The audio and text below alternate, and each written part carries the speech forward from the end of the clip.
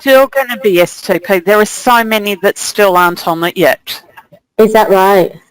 Yeah, absolutely. The ATO sent me a list today.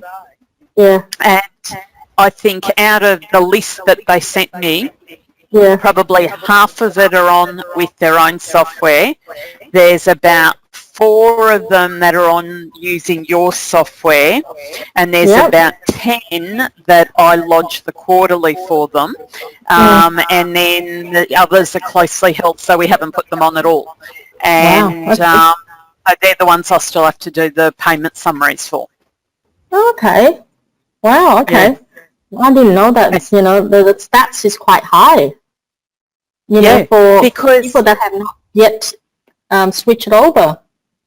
Yeah, and I think you were thinking, everyone switched over, don't need to do payment summaries this year, but I think you'll be surprised, and I'd be curious to see your stats, but I know I'm going to be doing at least 10 payment summaries still. Wow. And that's out of about 50 that I do every year. Wow. Yeah. So it'll be big. Well, it's not. Yeah.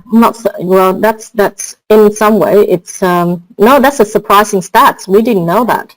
I just thought it's probably gone. No. Stuck with us because I think it's closely held. And my report that I got from the tax office today actually came up and said, for about 10 of them, because I lodged the extension saying that they were closely held, came up closely held. Yeah.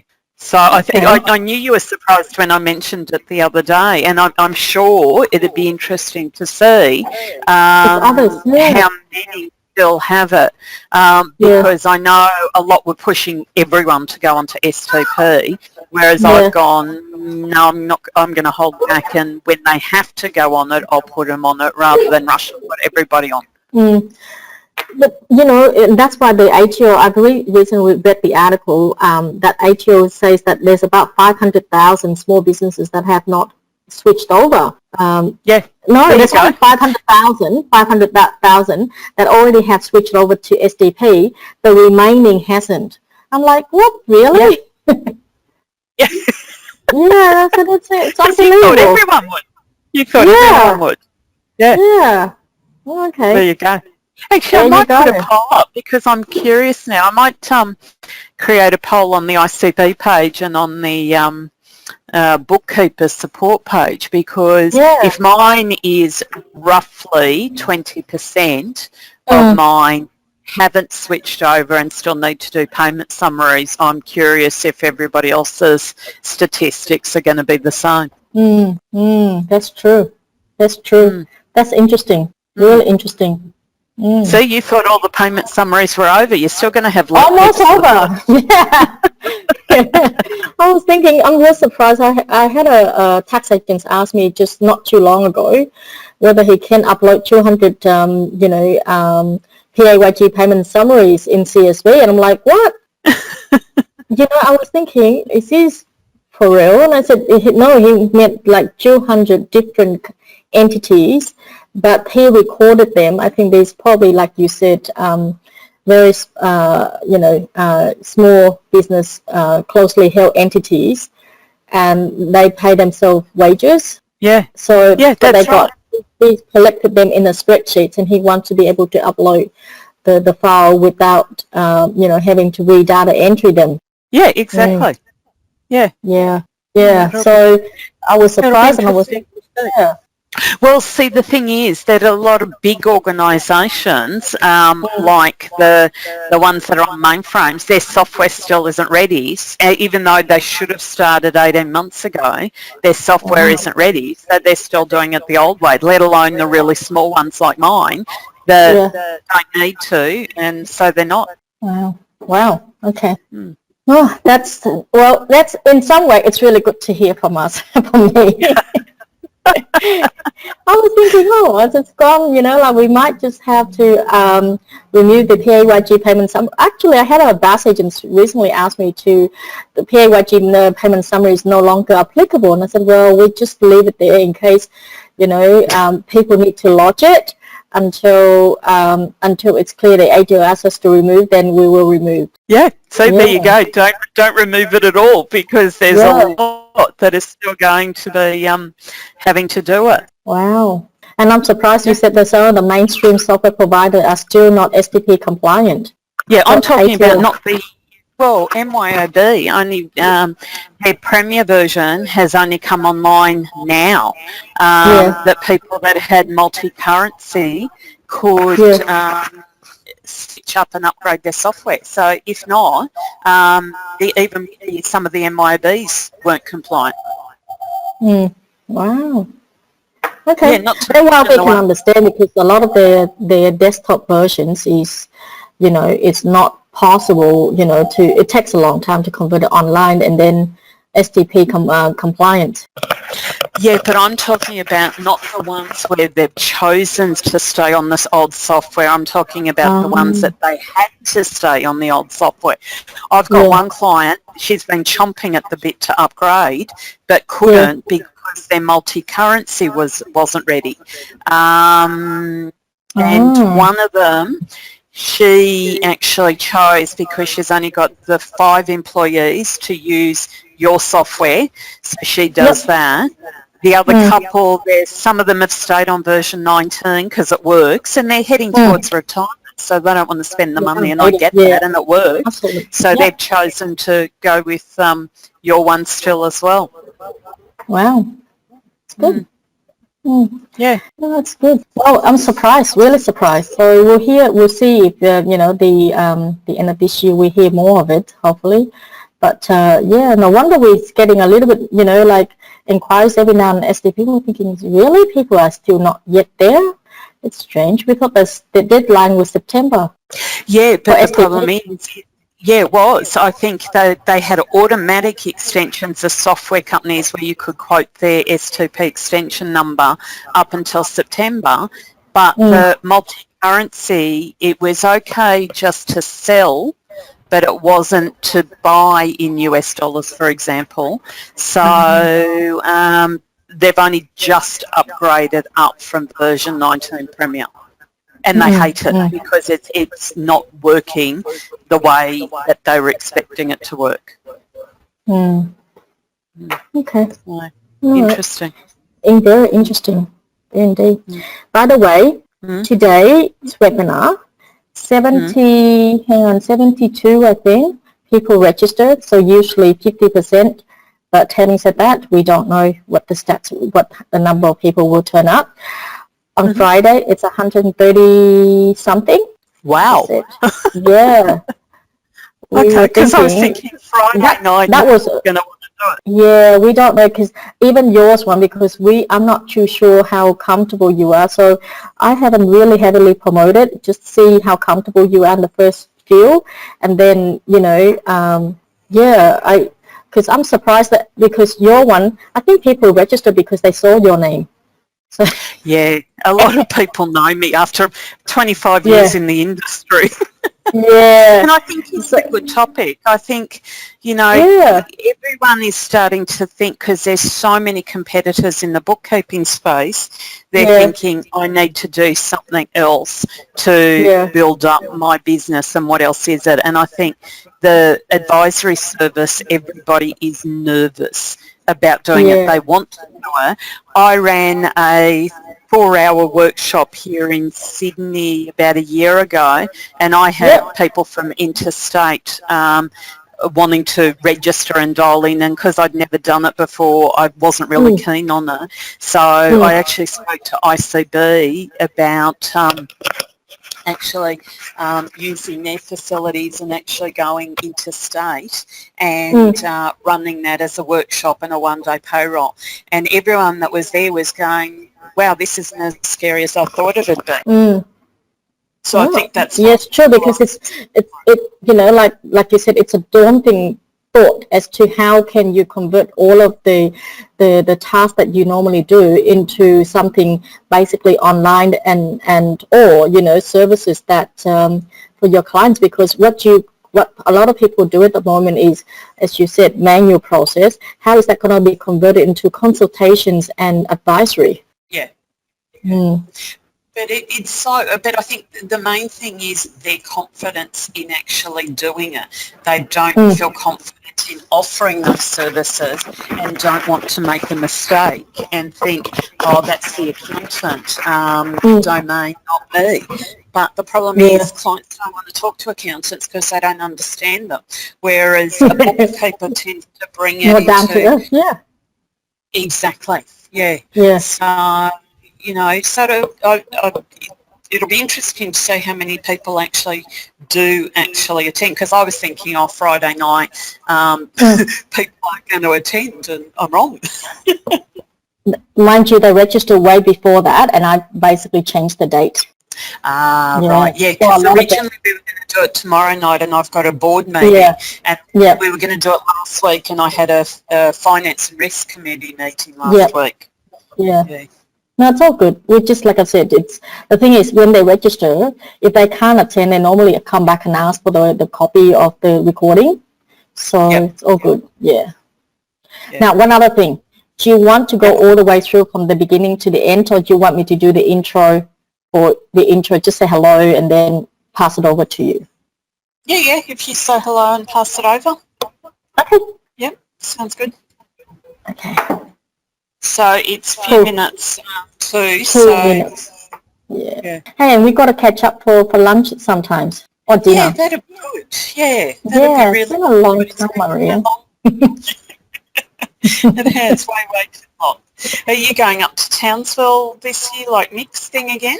I'm thinking about it, but this year they haven't invited me. I think last year I was there, and the year before, and so this year they haven't got a topic for me or something like that, but I'm not too sure. Yeah, but Mick always leaves things to the last minute. He hasn't even sent out an or registration form, which reminds me I'm going to ring Deb tomorrow and go, hey, what the heck's happening? It's now 3 months away, and they still haven't sent anything out. You can't register, you can't do anything. And that's typical Mick. He does everything at the last minute. I remember the year before the same. Yeah, he'll never change. Yeah, Tiana, it's 7 o'clock now. Okay, all right, cool. We start. Yep. Okay, so I hit show my screen and start broadcasting? Yep, yes please. Hi everyone, thanks for joining with us on today's webinar, which we have the pleasure of having Maria Lanrelli, our presenter for today's sessions, who will talk us through the technology, the software services of today, and how you utilize them to build your practice. In particular, some of the GovReports features or services that Maria uses in her practice, as well as other applications to build a solid accounting or bookkeeping business. Before I hand over to over the control to Maria, a little bit of housekeeping so that we know that the technology is working for everyone, and we can start the webinar. Can you raise your hands if you can hear me, so that I know it's working for everyone? Thanks, Debbie. Thanks, Christine. Okay, there's quite a few people. Thanks, Mariana, Osolia, Michelle. So not a lot of people can hear me. There's quite a few. So just Sandy, can you send out a message to those people that can't hear, if they can check their sound check? They can go into sound check to make sure that they can hear what's going on. This session is recorded and will be posted on our GovReports website, the webinars calendars page, right after the sessions, probably give us about 1 or 2 hours. So if you miss a little bit here and there, you can always revisit the session at your own convenience. During the sessions, if you have questions, please don't hesitate to send it through so we can come back to it during the questions time, or we will try to attempt to answer it if it's applicable. So over to you, Maria. Hi everyone, welcome, and I hope you're going to enjoy our little foray into building a iPractice. So you won't be able to see me, I've got a PowerPoint presentation. I'm always a bit nervous about doing live presentations with technology because sometimes it doesn't work. So I've got a PowerPoint presentation. So that's me, so you're not going to see me, you're just going to see the PowerPoint here. So this is a little bit about me. I'm not going to read through it. I'm not sure how many people know me. I've been around in this industry for 25 years now. I started working initially with MYOB, and I'm a fellow of both ICB and IPA and a BAS agent, which I'm sure is very similar to what most of you are that are attending the seminar tonight. So I have been using GovReports since 2013 and I love it. So I actually attended a conference in 2013 and had Deborah Thompson with her little video running around doing the payment summaries and how, you know, you had to go back to the client, go and post it off, the tax office lost it, and then had to go back to the client. And I went, that describes me. I do around 40 to 50 payment summaries a year for clients, some of which are my regular clients, some of which are just ones that I see once a year to help them out with their payment summaries. So I became a very avid user, and same thing with the BAS, which I think they're probably the two of the main things that people use the software for, is to actually upload the BAS if you're not using another technology, and have it that it's automatically signed. The early days I'd prepare it using the accounting software, then put in my little authority on the bottom overprinted on the form, then have to go home and upload it into the tax office website. And I hate the tax office website. I think most of us are about the same. My GovID was working perfectly until this week, and I haven't been able to get onto it. So with all the things that GovReports have introduced over the last couple of years, for me it means I don't have to go to the tax office website, which is a win-win-win situation. So let's go through some of the things that we're going to look at, some of which I use all the time, some of which are technology things that I'd love to use but my clients resist. So but I think that they're great features. So the first thing is the dashboard. It's your quick access to a variety of information that you want to see, but it may not have all the information that you want to see. And in fact, I don't actually want a lot of stuff on mine. I actually like just to have my stats, how many I've got saved, what's processing, how many are lodged, and today's lodgement, because it then makes it easier to go and print it and so forth. The outstanding reports. I don't need to see who I am and my telephone number and things like that. Due dates, I'm one of those people that they're embedded in my brain, so I don't need to be reminded. So you can actually go and customise that.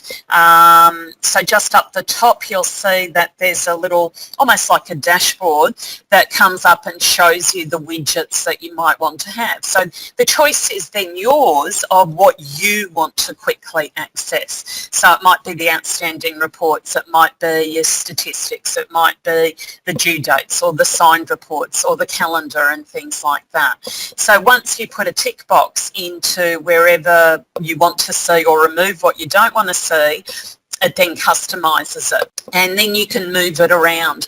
I tend to like my saved reports and processed reports up the top left-hand corner, because that's immediately where my eye goes to. The outstanding reports to the right, and then a total of my lodgements on the bottom. To me, the others are too busy for me. I'm not interested in that information, and that's the beauty of it. You can choose whatever you want to see. So the outstanding reports is really handy. You may have customised the dashboard to show the outstanding reports, but it may not be downloading it in a timely manner. So that's where the outstanding reports will appear on your screen if you've customised it that way.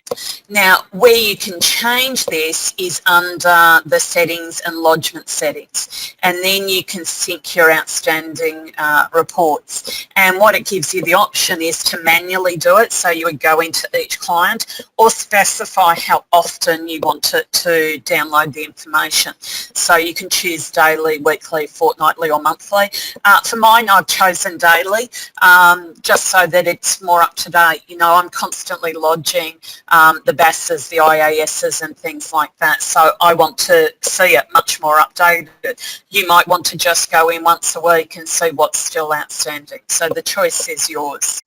Once you've done that, it then goes into, when you click on the outstanding reports, you can actually see what is outstanding, which quarter it was, the lodgement due date, what's actually happened. You might have started a draft but not finished it, or not started it. And as you can see, I'm really, really slack with these clients and not doing anything. I think I've been having a drink on the beach somewhere. So I better get working tomorrow because there's a lot more to do. So this is one I really, really like because I'm often taking on new clients and you haven't lodged the BAS or they've lodged them themselves.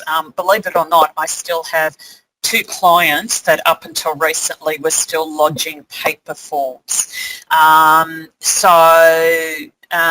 If I've taken over or I've taken over from another bookkeeper, I want to see what's been lodged if I haven't lodged it. So you've got the ability to do that under My Lodgements and then the BAS historical lodgements. And then you can specify the dates that you want to see. So in this case, I picked 1st of July 2018 to 30th of June 2020. I know that's in the future, but you know, I'm a forward-thinking type person. And for this particular client, Branson Property Group. And then when I submit it, it will then bring into the lodgement area of that particular client all of the previous BASs. Sorry, I've skipped ahead here. So the other thing you can do is previously you had to go on to the ATO website to add a client before you could come into GovReports to do it, and that's not the case anymore. You can add it in via GovReports instead of having to go to the tax office first. And there's 2 ways that you can do it. You can do it manually, so by just clicking on the new button when you're in the My Clients area, and then put in the details, whether they're an individual, non-individual. The entity name usually comes up once you're putting in the ABN details and so forth, and then you save it and it'll appear on your client list. If you've got a few to do though, you can import the list from the ATO. So you'll see the option there on the side, just to the right of the new button. Now, just a warning, it is only going to be bringing in limited information. You are still going to have to go into the client profile and bring in the rest of the information. But it is giving you the majority, and if you try and go into it and you haven't filled in the rest of it, GovReports will then ask you to go into the customer and update the details before you proceed. Now this is my absolute favourite one because like I said before, I hate going into the ATO website, and before that was the only reason I would go to the ATO website. I would lodge tax file declarations if my clients had a new employee, do the BAS on here, the payment summaries, now doing STP on here for some of the smaller clients. But you'd still up to a point have to go into the ATO to get the integrated client account. So you may need to do that if they're on a payment plan. So within the client records, when you go to the ATO accounts, you then click on the Synchronise Accounts button. And then once you've done that, it'll actually bring in and show you the details of what the balance is. And then when you click that little view button, it will, there it is, show you the transactions. So you can specify the date you want to see. So in this case, for this particular client, I've picked the 1st of October 19 to the current date. It'll show the processing date and the effective date and the debit amount, the credit, and then the balance there. Now, once you've got it up on the screen, you do have the option then to export it to Excel or export it as a PDF. If I'm doing it for myself, I'll export it to Excel, and it just gives me a little bit more options to then do some addings. So for example here, 25th of the 11th 19, I've lodged the BAS for the September quarter, and it's got GST, PAYG, and it's got the payment instalment amount. Now I can see the balance on the right hand side, but I usually add a column so that I can quickly add it up so that that I can then easily match off the BAS lodgement with the credit amount. Now, for the clients, though, they might not need that. They more want to see what the balance is. So this is an example of the PDF that you can print. Now, I have had some organisations, i.e. bank, to refuse the one from GovReports as it doesn't have the logo. So in the meantime, if that's the case, you will have to go into the ATO portal to do that. But good news, GovReports is working on getting their permission, because of course anything to do with the ATO, you have to fill in 1 million forms, then they give it to you in writing that you can do it before you can start editing. So not sure how far away the timeline on that is, but it is coming, so that it will have something that is official looking from the tax office rather than just something for your clients. So it depends on what the client wants to use it for. If it's only for their information or for me to reconcile the integrated client account, then I'll use the ATO, the GovReports one. However, if it's for the bank that they want to show whether they're up to date, whether they've been lodging their BASs on time, whether their payments are up to date, then currently I still am logging into the ATO to do that. So you can also update client records with the ATO Direct from GovReports, and you need to make sure you have the signed authority for the client to do so. So it might be that you want to update the bank account details, the address and so forth. So you can now do that within GovReports. So you access it from the ATO Services drop-down and then select the option that you want to amend. So you can go to the ATO accounts, maintain authorisations, remove a client, change the address, who the authorised contacts are, associates, or sit from the ATO. So that's that manual syncing rather than having the outstanding reports come through, or the bank account details. Now, of course, as I said, make sure you have the authority before you do so. Most of these will let you change it in GovReports, but unlike a BAS or the STP or the payment summary, it doesn't have the authority for them to sign. So I've just, I go back to the previous screen. I've just created my own template so that it actually has the client name, which I'll type in the ABN. Please update my bank account details. I'll fill in the details, and it's true and correct, and they're authorised to make that declaration, and that they're authorising me to make the change. So I'll get them to sign it, put in their name, date lodged, and if I've got a reference number for it. Now this one here is one I would love to do, but my clients don't seem to want to do it, and that's the beauty of how we all work. We all work differently to work with how we want to work and how to work with the clients. So when you've prepared the BAS, you've got a couple of options. Save it as a draft, and it might be that the link between GovReports and the ATO is down, so you need to save it as a draft. Pre-lodge it, which will validate it, but it's not saved at all. Save, validate with SVR, and then move it to the queue, or save, validate, and send for the signature. So that'll then have an e-signing ability, or you can just lodge it and have it signed by the client. Most of my clients, because it's on site, I tend to print it off while I'm there and just get them to sign them. I've tried several times. Even this week I got excited about doing this presentation. I went, oh, I've got this client who's in Queensland. Rather than scanning it and sending it through, I'll send it through for an e-signature. Well, I got the BAS form back today. They still signed it the old way and scanned it and sent it back to me. And this isn't a client, they're a younger client. They've been using technology with me for ages. They in Queensland now, they were here in Sydney, but for 2 years they were living and working in Germany. So we were still doing the BASs, just we were communicating electronically, and yet he still wants to print it off, sign it, scan it and send it to me. So, you know, you've got to work sometimes the way the client wants to work, not necessarily the way you want to work. And the good news is you have got the options here. So when you choose the Save, Validate and Send for Signature, it will give you the option then to upload the files. So I always prepare the reports as a PDF, the supporting documentation.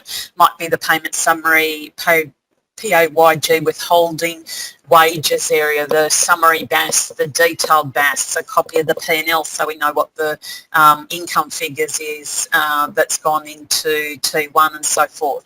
So here we've got the option to send a security code to an email address, set a security code, so you would have a predetermined code with the client, or no security at all, so it won't even come up with anything.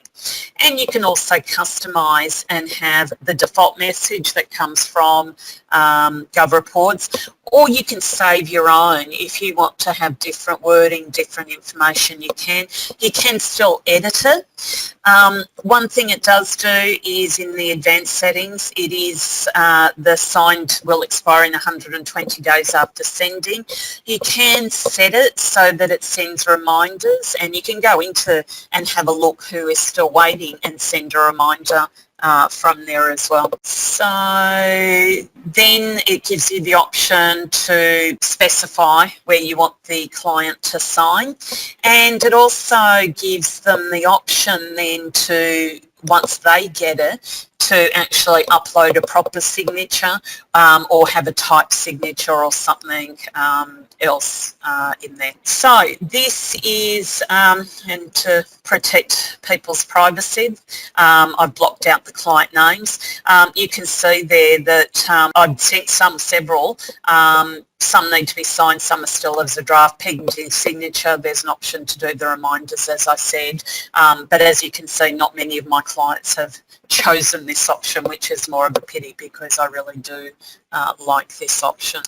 So when you go and have a look at your lodgement, it will say what's happening, whether they need to sign it still, whether that's pending the signature, etc., etc. So everyone should be doing engagement letters, and if you're not, you should be, and I'm sure everyone does. I know ICB certainly stresses it, and IPA, which are my two associations, certainly stress the importance of engagement letters, and they are there to protect you, so that if your client then comes back and says, hey, that isn't what we agreed and you were going to do this, you've got it absolutely documented there, what is agreed, what is going to be included, and what, more importantly, isn't going to be included. So for example, we've got the new added risk with offering HR advice, and if you're not confident to do so, then you shouldn't be doing it. So that's where you would stress what you do and don't do. So what you can do in the practice settings is actually set up your new client services,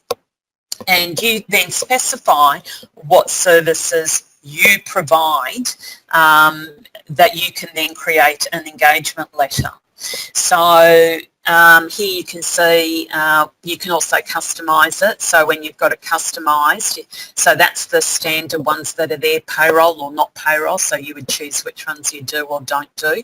And then further down you'll see that you can add, edit or delete sections, the titles, the items and things like that.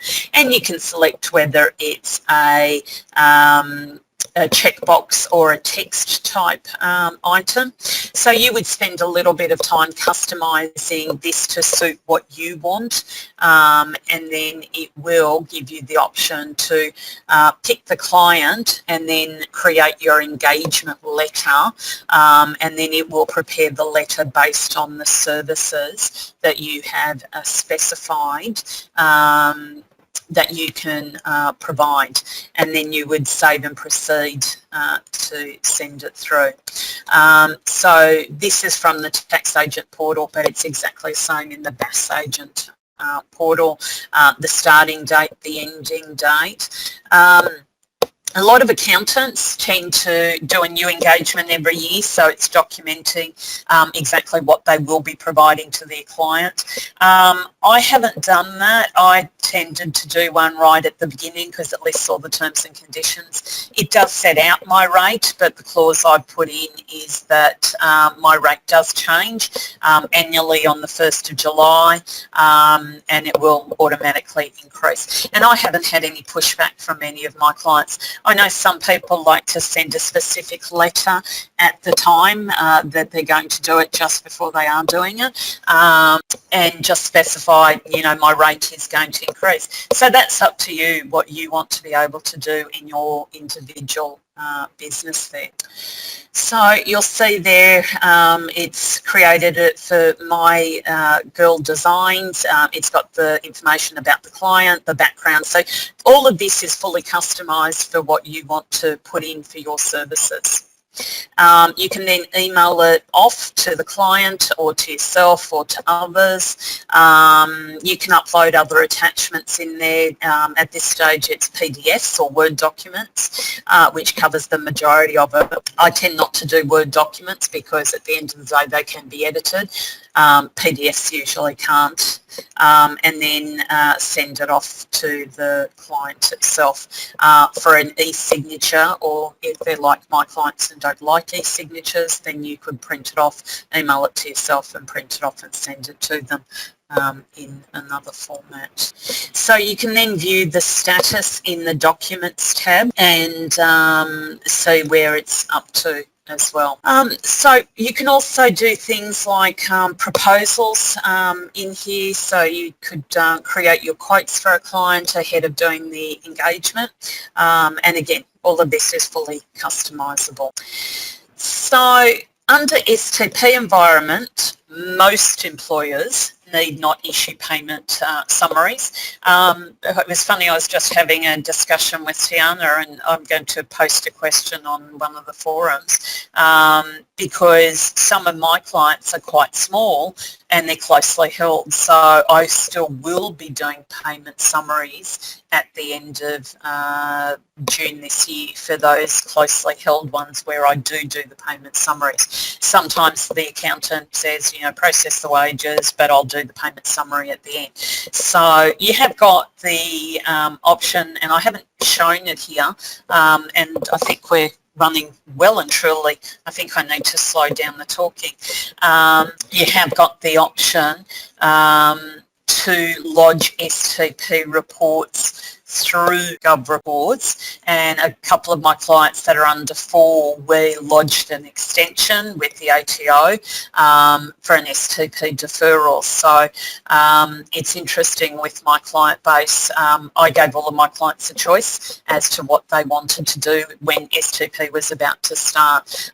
Some of them chose to upgrade their current software, some of them thought their current software was too expensive and chose to move over to other online software, either for the price or the extra features. GovReports actually has an employer portal where it basically will create the pay slips and then do the STP reporting, or if it's under 4, you've got the option to lodge it under your BAS agent at the time you lodge the BAS itself, or if they're closely held, they don't need to STP at all, but we'll still have to do the payment summary this year.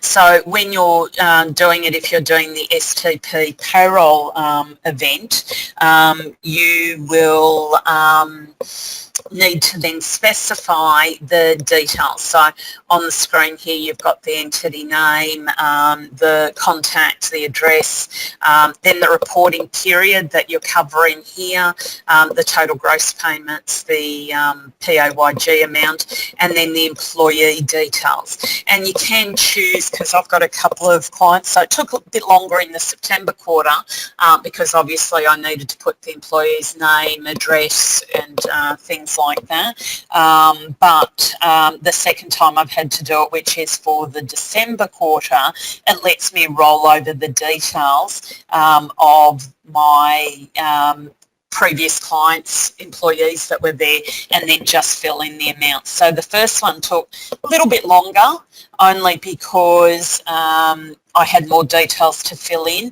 but it was definitely easier the second time around, because then all I had to do was put in the total for the quarter and then the total for each employee, and since they're usually under 4, it really doesn't take that much time to do it. Once you have done at the end of June, or if the employee leaves earlier, you'll have to do a final event indicator, which is basically then lodging it with the ATO that the STP is. Okay, I can't seem to hear Maria. Maria, can you hear me? We lost you just for a bit. Maria, can you hear me? Can you all hear Maria? Because I can't. Can you raise your hand that you can hear Maria? Can anyone hear me? Okay, so can hear you. Okay, good, you're back. Oh, good. Okay. I'm not sure where it signed out. Yeah, cool. Okay, Right. so where were we up to? When did it throw itself out? Do I need to go back? And I'll just go back a couple of steps, perhaps to STP. Yes, Was that when it I think, out? yeah, just halfway through there. Okay, so once you've put in the details, so the first time around it will take a little bit longer because you need to put in all of the employees' name, address, tax file number, date of birth and so forth. But the second time around for the second quarter, so first quarter was September because you're lodging it at the same time that you're lodging the BAS for the micro employees under 4. So it took a lot longer the first time around, and I guess too because it was new the first time around. I was learning just as much as the clients were, but the second time around it was definitely much easier because I was able to roll over the employees' details. So all I needed to do was put in the totals that were there and the totals for the employee. So if it is a final event, you would need to specify that, and that will upload it into the employee's my Gov account as being finalised. So you would normally need to do it by the end of the year. Last year they gave employers till the end of July. Traditionally we've only had up to the 14th of July to get it out to the employees. I haven't heard anything about extensions yet, but I haven't really been looking for it, to be honest. So you might have a little bit of time to do it, but I tend to do it within the BAS. And most of my clients, if I'm doing the STP event, it usually means I'm also doing the super lodgement for them.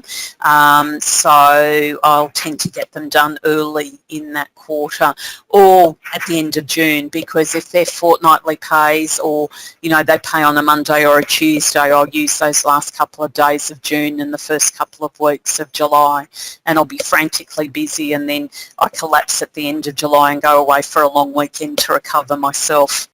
So I'm not sure if everyone had heard what I'd said about the employees last year. We did have the choice of giving them both an income statement and a payment summary.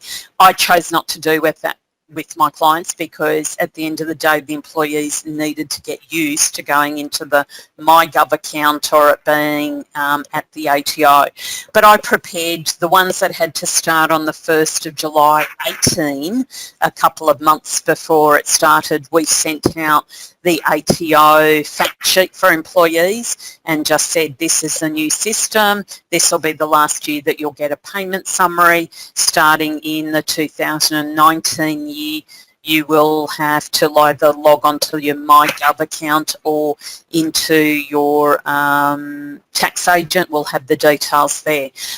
So they were well and truly aware of it. I didn't get anyone coming back and saying they wanted it, but the ATO advice was if anyone came back and said they wanted it, just to direct them to the ATO and the ATO would give them the details. But if they're lodging their own tax return, they're usually doing it under MyGov or doing it through a tax agent, so the information is there, so I'll usually direct it to them. So you have then, once you've gone to the declaration screen, you've got the option that you're declaring, who's declaring it and the date, update the event and whether you're going to save it as a draft, validate it or send it for signature if you're one of the lucky ones that your clients will do e-signatures, or to lodge it. Now the lodgement, unlike the BAS, which tends to appear almost instantly, I found with the STP events it takes a little bit of time, so it'll come up saying it's processing.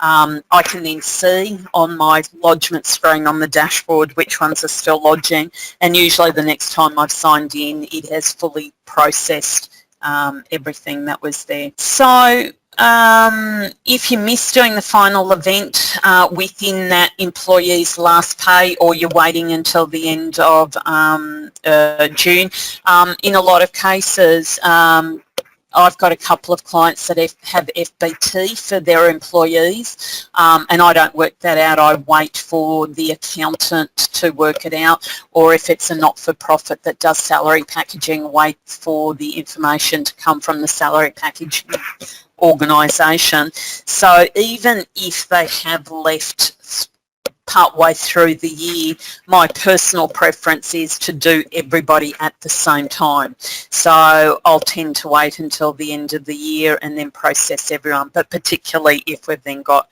other options. And that's when you've then got the option to then do the final event for everybody.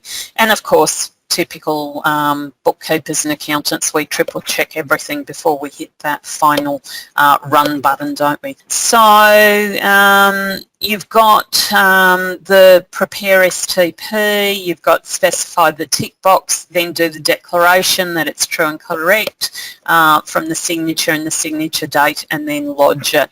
And then it will appear from, I can't remember the exact wording that the tax office uses on the employee side of it, but it'll basically be something to do with tax ready, and that's when the employee can start to prepare their tax returns. So I think I must have spoken way too fast, or had not enough detail, because I thought it would take me a little bit longer.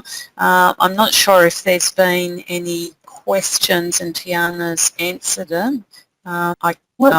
So far we don't have any question as yet. Perhaps it's quite, you have covered quite well throughout the session. So you've got questions for Maria, just let us know. But I think in terms of the bits about the IAM that you've taken there, Maria, perhaps that was a bit faster. For those that I have clients on IAM, I think that's the last bit that Marie was talking about. So that's where the client has done the subscription. They don't want to update their software either. They've got the older version of MYB that's not STP compliant. I've had a couple that have not been able to upgrade because they had multi-currency, so the client's chosen to do the IM software, which has worked really well. So it basically prepares the payslip within that program, and I think, Tiana, it's about $100 a year for the client to do it. That's correct, but and if you purchase it through your own subscriptions, it will be the wholesale rate of, I think, $69 a year. Yeah, so it's an option. I mean, it doesn't apply with the Xeros and the QuickBooks Online's, because theirs was STP ready, although I don't think anyone was STP ready until really a couple of months ago, because the tax office still certainly wasn't happy with their final format and still releasing information, and the software companies were scrambling just as much to get everything ready. I know I didn't put anyone that didn't have to go on it until the 1st of July last year on it. I only had 2 people doing it in the previous year, and I'm so glad I did it that way, because it took me so much longer because the software was still doing it, whereas this is now in the GovReports one. They've waited and bought out something that's solid and working now. Cool. Maria, for your practice, do you use any other software to service your clients besides GovReports and the ATO services? Yeah, no, for my clients, I just tend to use GovReports. I mean, that is my, I think I'm going on there at least 4 or 5 times a day, I think sometimes, because I'll move around between clients and, go and check things. So the 2 main software I use for the lodgement side of things is GovReports.